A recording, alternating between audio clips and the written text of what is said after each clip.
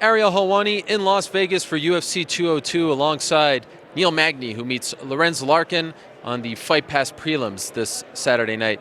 Neil, you're holding a water bottle, so I feel compelled to ask you, what do you think of yesterday's melee at the press conference? This is not actually a water bottle, it's my ammo for the day. Things get crazy, I'm ready to toss mine out. You're ready to go?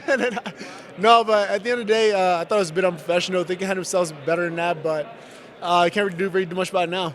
So you feel like it's a little bit of a black eye on the sport when the athletes act like that? Yeah, definitely. We're not middle school kids. We're grown men. We're professional athletes, and we should hold ourselves to a better standard. Have you ever been involved in a fight where you really, really hate a guy who you're about to fight? You want to do that, but you've had to hold back? Not at all. I mean, once the body agreement is signed, it's like, dude, we're going to fight. Sure. There's nothing I need to do outside the fight to promote it any more or less as far as like physically harming you or anything else like that. Once the cage door shuts, I have my free will to go out there and do whatever I want to. So I was waiting till that night. Fair enough. Originally, you were supposed to fight Dong-Hyun Kim. Now you're fighting Lorenz Larkin. I was talking to your coach, Lester Bowling, and he seemed a little bit disappointed that you went from a higher-ranked guy to a lower-ranked guy, especially since you've looked so good as of late. Were you disappointed as well? I was more so disappointed in the fact that Dong-Hyun Kim didn't give more notice that he was injured. I seen him all weekend at UFC 200, and he seemed fine. He was walking around, he was moving. He didn't show any signs of being injured at all. And then Monday after training, I get a call that he's injured and out of the fight. So for me, it was just frustrating that he didn't give more notice where I could have got a high-ranked opponent. Yeah, so what was your initial reaction? Did you say yes right away, or did you have to think about it when you were offered Lorenz? At first, I called my coaches. They're all saying, like, nah, you should hold out for a better fight. You should do this, you should do that. But at the end of the day, it is what it is. I mean, the fact that Kelvin Gaston is ranked above him right now just goes to show those rankings don't really mean much anyway. Sure. So I'm just worried about finding a guy with the belt. Other than that, I'm fighting for second place. So the guy with the belt is the only thing that motivates me to fight. Does that drive you nuts that you beat Kelvin not that long ago and he's ranked above you?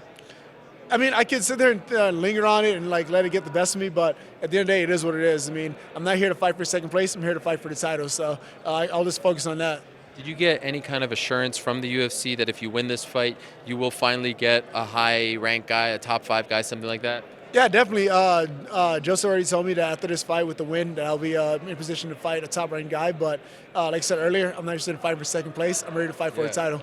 Okay, and he's been upset. He said things in the press that he feels disappointed that this fight is on the prelims, the Fight Pass prelims. How do you feel about that?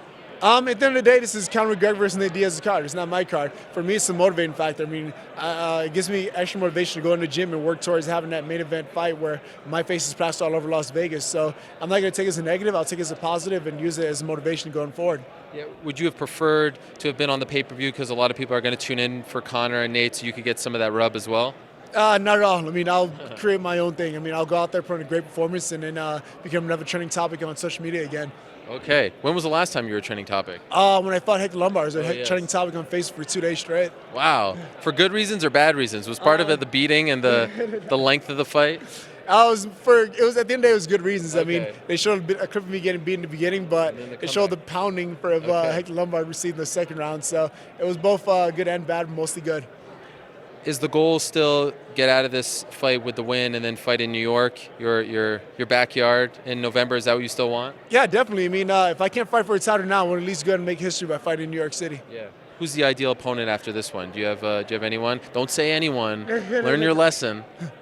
I want to fight the guy with the belt. That's the guy I want to fight. Other than that, I'm fighting for second place, and I don't really care for that. So you want Tyron Woodley? Tyron Woodley be the guy I want to fight right now. He's the guy that holds the belt. He's the guy I would want to fight. Other than that, I'm fighting for second place, and in my opinion, I don't care about that. All right. Well, best of luck to you. Looking forward to the fight, and try to have better aim when you launch that than some of those guys yesterday, right? Thank you, sir. Thanks, Neil. Appreciate it.